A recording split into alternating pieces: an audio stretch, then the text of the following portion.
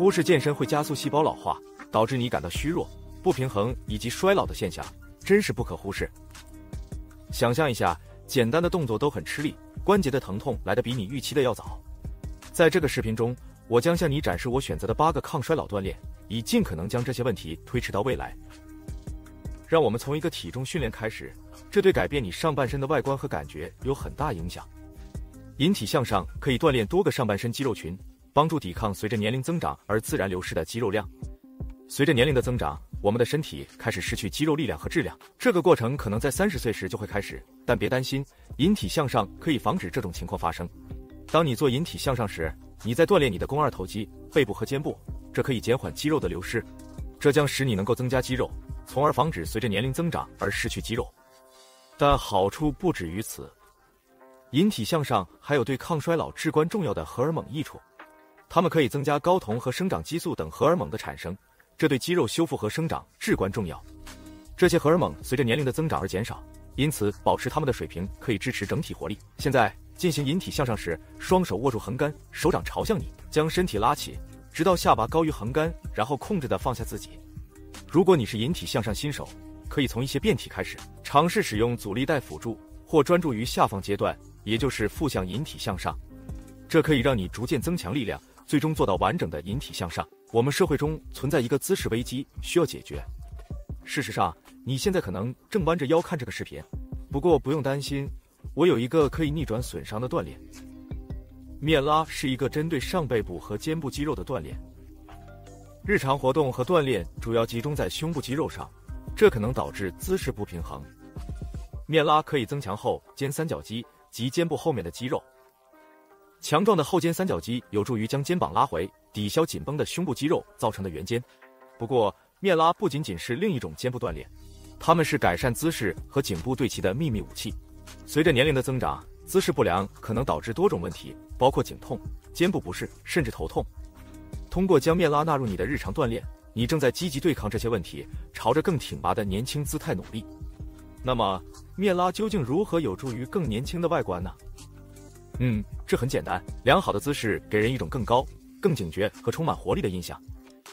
与常见的驼背姿势不同，良好的姿势能让你看起来自信而充满活力，减龄效果显著。要正确的进行面拉练习，使用阻力带或拉力器。双脚与肩同宽站立，双手握住阻力带或拉力器，向脸部拉动，保持手在肘部以上，这样可以确保上背部肩部肌肉和肩袖的正确参与。为了获得最佳效果，建议每周进行2到3次面拉练习，每次做3组，每组10到12次。面拉练习是一个很好的基础锻炼，可以改善驼背和上背部虚弱的问题，但你还需要做其他练习以确保问题得到解决。带拉练习与面拉练习有类似的好处，但由于很多人不使用阻力带，这个练习常常被忽视。你可能会想，像这样的简单练习真的能有帮助吗？答案是肯定的。针对日常活动中常被忽视的肩部及上背部肌肉，带拉练习尤为重要。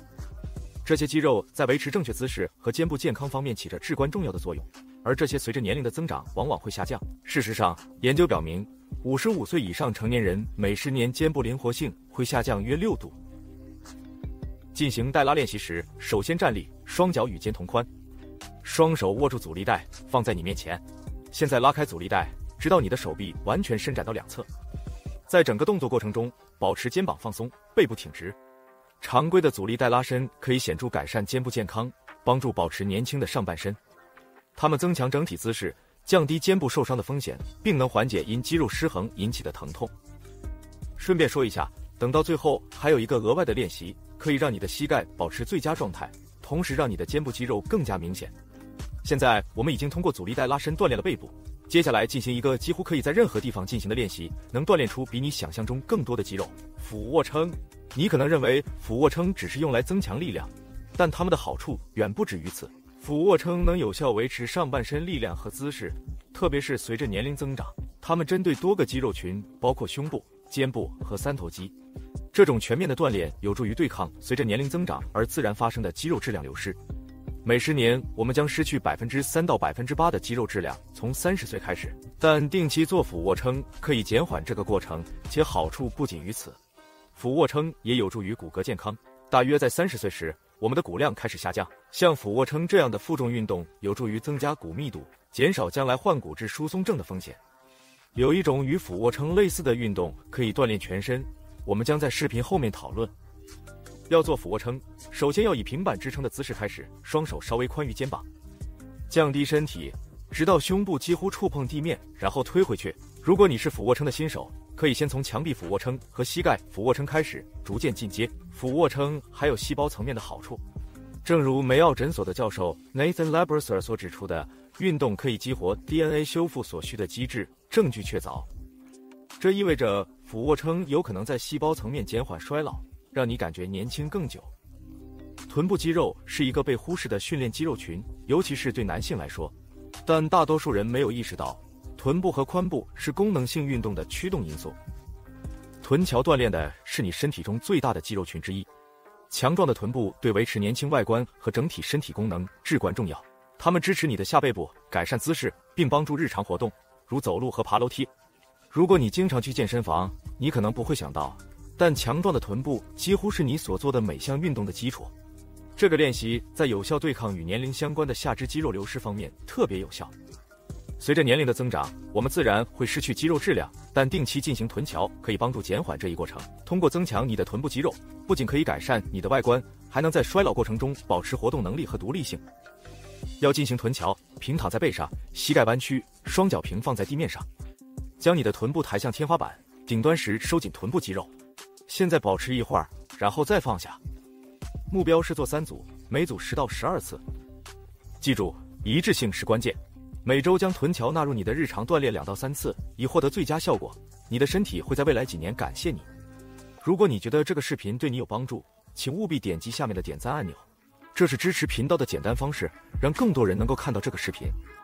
现在我们已经增强了臀部肌肉，让我们转向一个对关节友好但对抗衰老很有效的练习——固定自行车。你可能会想，单纯坐着踩踏真的能有所改变吗？答案可能会让你惊讶。骑固定自行车能够提供显著的心血管健康益处，直接影响细胞衰老过程。定期使用可以改善心脏健康和肺功能，这对维持整体身体和认知健康至关重要。固定自行车仅通过阻力级别来锻炼，增加阻力就像在爬坡或在户外迎风骑行，这会挑战你的腿部肌肉，使其更加努力的工作，从而促进肌肉生长和增强力量。为了从固定自行车锻炼中获得最大的抗衰老效果，目标是每周骑行至少5次，每次至少30分钟。加入间歇训练以提升心血管和代谢健康，确保保持正确的姿势，并正确调整自行车设置，以防止拉伤并最大化收益。你可能会想，小时候做的事情怎么能帮助我看起来和感觉更年轻？其实，像跳绳这样简单的运动对抗衰老效果显著。跳绳不仅仅是为了燃烧卡路里，它是一种负重运动，可以显著提高骨密度。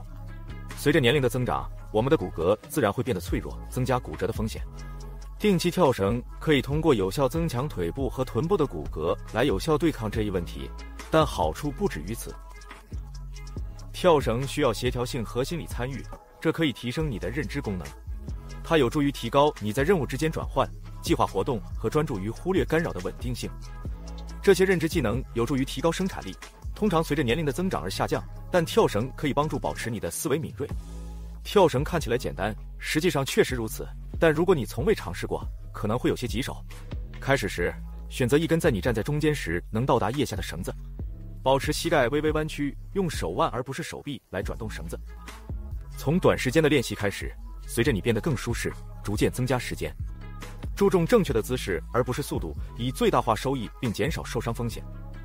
好吧，我向你保证一种全身锻炼，类似于俯卧撑且不需要器械。最近，平板支撑这种简单而有效的运动因其出色效果而在健身界引起了轰动。你可能会认为静止不动没什么效果，但平板支撑在保持年轻和灵活方面是个惊人的锻炼。平板支撑锻炼核心肌肉，如横腹肌、直腹肌和斜肌。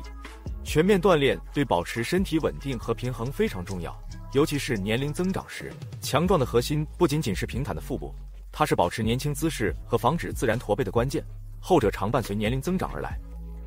要进行平板支撑，首先要将身体从头到脚对齐成一条直线，将手腕放在肩膀正下方，收紧核心肌肉。保持这个姿势，保持身体直立，腹肌紧绷。开始时目标为30秒，随着力量的增强，逐渐增加时间。